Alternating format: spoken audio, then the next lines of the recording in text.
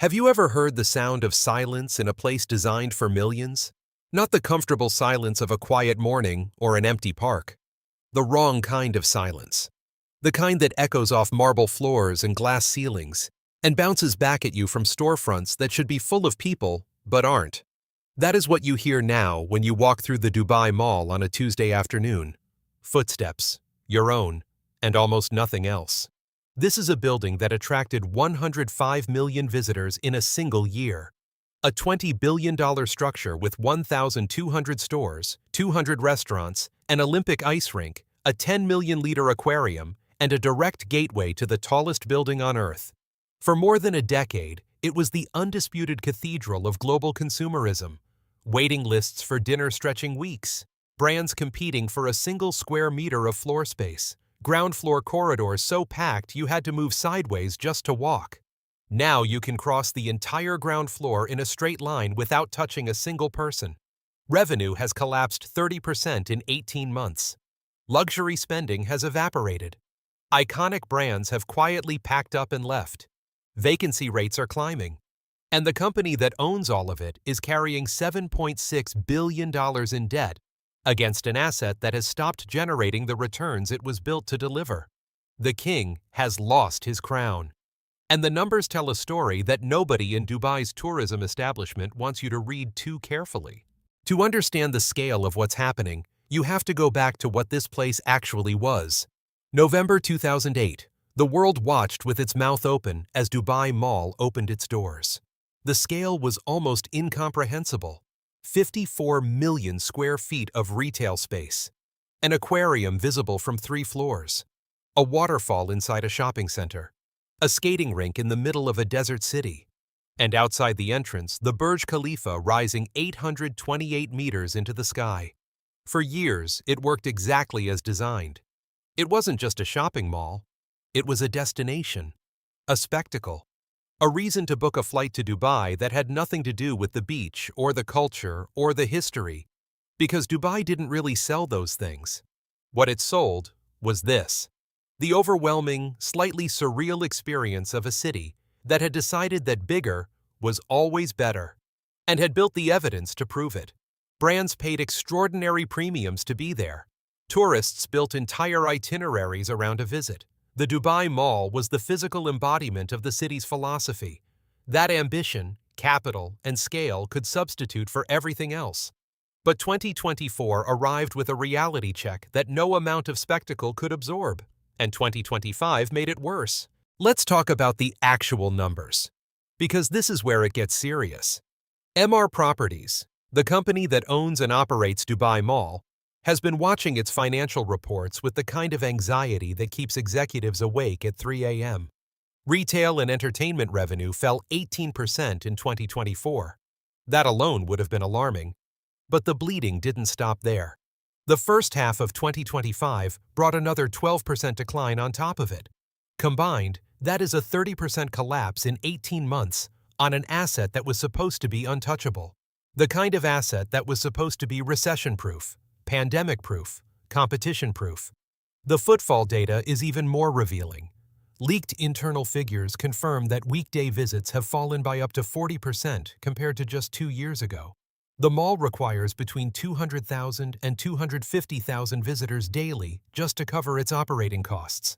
The reality on a typical weekday, barely 140,000. It is running at a structural deficit every single week. And the people who do show up are spending less. Average spend per visit has dropped from around $115 to approximately $76, a 33% decline in per capita spending. Break it down by category, and the picture becomes even starker. Luxury fashion down 45%, watches and jewelry down 38%. Even food and beverage, which historically holds up through almost any downturn, has fallen 22%. These are not the numbers of a rough patch. These are the numbers of a structural breakdown. And you can see it in the tenants. Galeries Lafayette, the French luxury department store that occupies an entire wing of the mall, failed to meet its revenue targets and is in open conflict with management over rent renegotiation. Bloomingdale's has closed its home section and downsized its footprint. Level Shoes, once considered the crown jewel of the retail offering, has laid off 30% of its staff. Roberto Cavalli has quietly exited through the back door without a press release. Vacancy is now running at 11%. That translates to more than 130 dark, closed storefronts gathering dust in a building that was designed to radiate energy and abundance. Empty units in a place where brands once fought for the right to pay premium rent. And sitting over all of it, $7.6 billion in total debt. The question being asked in financial circles is no longer whether Dubai Mall will recover. It is how long Emaar can sustain the bleeding before the mathematics become impossible to manage. But here's what makes this genuinely complicated. The operating costs don't go away just because the revenue does. Think about what it actually takes to keep this building functioning every single day. You are air conditioning 5.5 million square feet of enclosed space in the middle of one of the hottest deserts on Earth. You are maintaining the ice in an Olympic skating rink. You are running the filtration systems for a 10 million-liter aquarium. You are paying security for 1,200 stores, cleaning crews operating around the clock, maintenance teams managing an infrastructure that was built for maximum volume and has never been designed to run efficiently at half capacity. Emaar is burning through operating costs on a property that was engineered to print money and is currently doing the opposite. The fixed cost base doesn't flex downward easily. The revenue has. That gap is the financial wound that gets wider every month the situation doesn't reverse. So how did this happen? Because this didn't occur overnight. Three forces converged between 2024 and 2025, and the collision of all three simultaneously is what produced the scale of collapse we're seeing now. The first was the disappearance of Chinese tourists. And this one cannot be overstated. Chinese visitors were not just another segment of Dubai Mall's customer base. They were the single most valuable segment, representing 22% of international traffic and spending between $3,000 and $10,000 per visit on watches and jewelry without hesitation. The luxury wing of Dubai Mall was, in many ways, architecturally optimized around them. Mandarin-speaking sales associates on every shift, product selections curated for Chinese taste, payment systems configured for Chinese platforms. Then China's economy stumbled badly in 2024. Youth unemployment surged. The real estate sector imploded. Consumer confidence collapsed domestically. Tourism from China to Dubai fell 48%. It has not recovered. Walk through the luxury wing today and the absence is visceral. The Mandarin-speaking associates are gone. Their positions eliminated because the customer they were hired to serve simply stopped coming. The second force was the digital migration that the mall's business model was never built to survive. For years, Dubai Mall had a geographic monopoly on authentic luxury retail in the region. If you wanted the real thing, you had to go there physically. That advantage no longer exists. Farfetch, Net-a-Porter, and direct-to-consumer brand platforms have transformed how the Gulf buys luxury. Local consumers under 35, the future of consumption in this market, are not walking miles of air-conditioned corridors to make high-value purchases. They come for dinner, for the experience, for the aquarium on a weekend with the kids. But the $2,000 handbag gets ordered from a sofa. Mall data shows a 29% drop in purchases, over 2,000 dirhams, among Dubai residents under 35. The next generation of luxury consumers has already moved, and they are not coming back to a physical retail floor. The third force was competition, and it arrived from every direction simultaneously. The Mall of the Emirates renovated aggressively in 2023, adding luxury wings and improving its dining offer. Dubai Hills Mall opened and began attacking the same high-income demographic with a fresher, more convenient proposition. City Walk captured the lifestyle crowd with its open-air design and boutique atmosphere, exactly the experience that wealthy millennials increasingly prefer over a traditional enclosed mall. And then Saudi Arabia entered the equation. Riyadh and Jeddah are building landmark entertainment and retail complexes with one explicit strategic goal: keep Saudi spending inside Saudi Arabia. The Saudi customer historically represented close to 20% of Dubai Mall's traffic. That customer is increasingly staying home. But here's where it gets worse. Because underneath all three of those forces, there is something harder to quantify and far more difficult to reverse: boredom.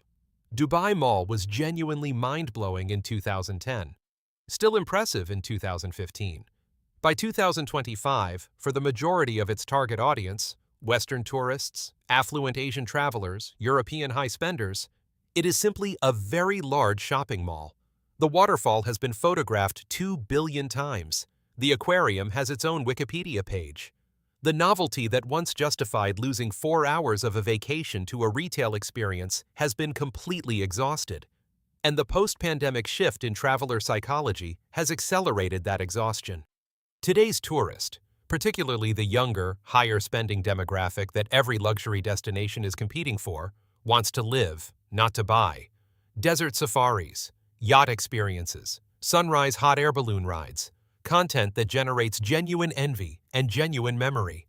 Being sealed inside an air-conditioned box for an afternoon is the precise opposite of what that traveler is looking for. The Dubai Mall's entire value proposition was built on shopping being the center of the trip. That premise is now obsolete. And no amount of renovation or rebranding can rebuild an appetite that has fundamentally changed. Add to all of this the currency problem. The dirham is pegged to the dollar, and the dollar has been strong. A $500 handbag that felt like a reasonable purchase in 2022 now costs the equivalent of $580 after exchange rates and transaction fees for European and Asian buyers. Wealthy shoppers do the math, and increasingly, the math says shop at home. Walk through the Dubai Mall today, and the evidence of all of this is inescapable. The luxury corridor, Chanel, Dior, Hermès, used to have lines extending out of store entrances. Now you can walk directly to the counter where sales associates stand, waiting for a customer who may not arrive for the rest of the shift. Fashion Avenue on the second floor has entire sections operating in darkness, not permanently closed, operating in survival mode. Stores that used to open at 10 a.m. don't raise their shutters until noon. Stores that used to run until midnight close at 8 p.m. The gallery's Lafayette wing, which should function as a destination in its own right, feels cavernous and cold. The escalators run continuously without passengers. The beauty and cosmetics aisles that used to require navigation now offer open, unobstructed walking in every direction. In retail, that kind of peace is the sound of financial death. The restaurant situation tells the same story. Venues near the ice rink and aquarium hold their own on weekends. But move away from those anchor attractions, and the landscape deteriorates rapidly. Upper-floor restaurant clusters that required advance bookings months ahead now welcome walk-ins any night of the week.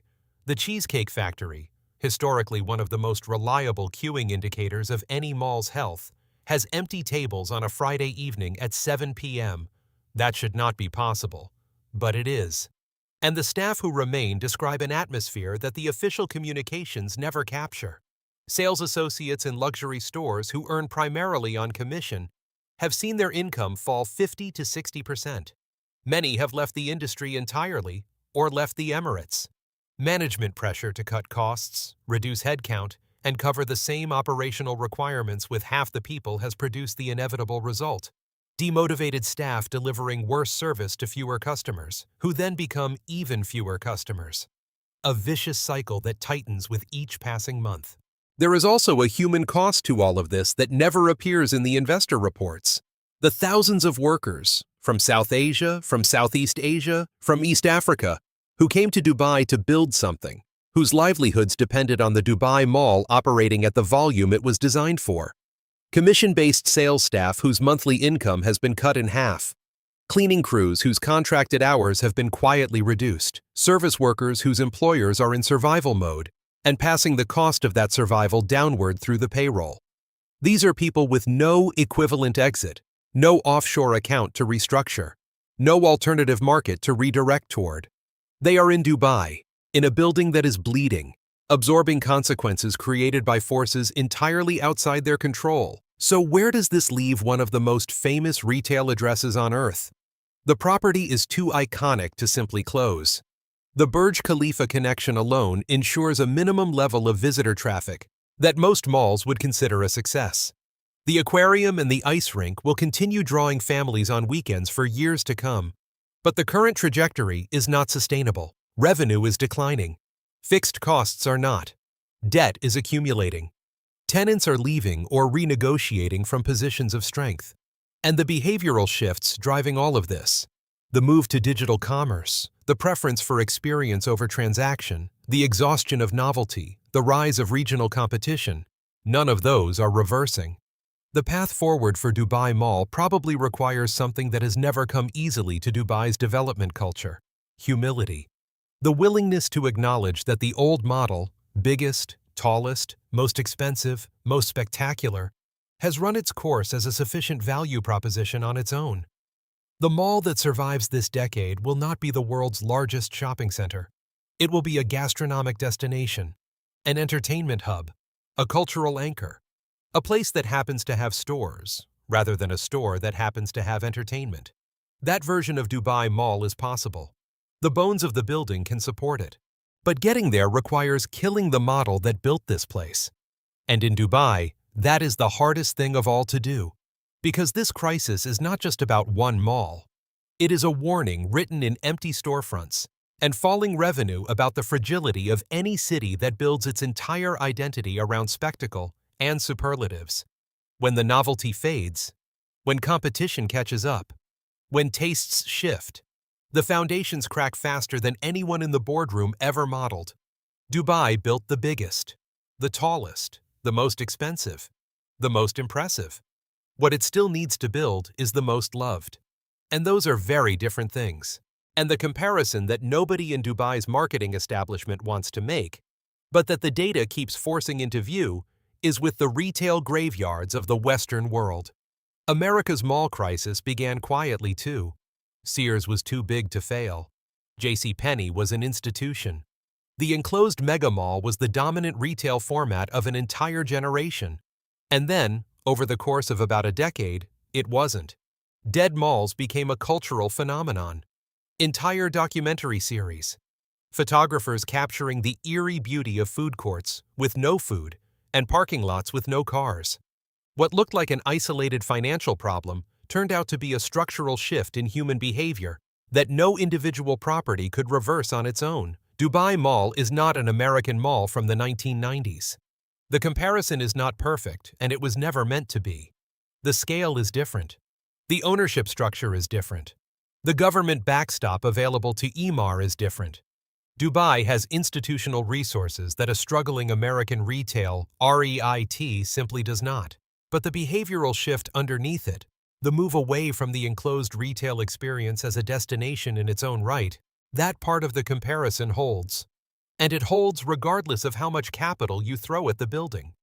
Because you cannot spend your way out of a change in what people find meaningful. You cannot renovate your way back to relevance with a demographic that has decided, at a fundamental level, that walking through a mall is not how they want to spend their time or their money. The Dubai Mall's leadership understands this. The question is whether they can act on that understanding fast enough and radically enough to matter. There is also a broader city-level question that this crisis forces into the open. Dubai built its global brand on a specific kind of confidence, the confidence of the superlative. We have the tallest, we have the largest, we have the most. And for 2 decades, that confidence was infectious. It attracted capital, talent, tourists, and attention in volumes that validated the approach completely. But superlatives have a shelf life. The tallest building eventually gets a taller neighbor. The largest mall eventually gets a newer one with better parking. The most spectacular fountain eventually becomes background noise. And when the superlative stops being sufficient, when the market stops rewarding scale for its own sake, cities that built their identity entirely around that logic find themselves in an identity crisis that goes far deeper than any single property's revenue figures. What Dubai Mall's empty corridors are really reflecting is that deeper crisis playing out in miniature. The question of what Dubai actually is, beneath the glass and the marble and the records and the rankings. What it offers that cannot be replicated somewhere else for less money and with less geopolitical uncertainty. What brings someone back for the second visit, the third, the fourth? Not because they haven't checked it off the list, but because they genuinely love it. That is the question the empty storefronts are asking. And the answer Dubai gives to it over the next 5 years will determine far more than the fate of one mall. It will determine whether this city has a second act. Have you been to Dubai Mall recently? Do you think they can turn this around? Or has the era of the mega mall finally ended? Drop it in the comments below. The information in this video is based on publicly available financial data, industry reports, and economic analysis. This is not financial advice. Figures and circumstances may have evolved since the time of recording.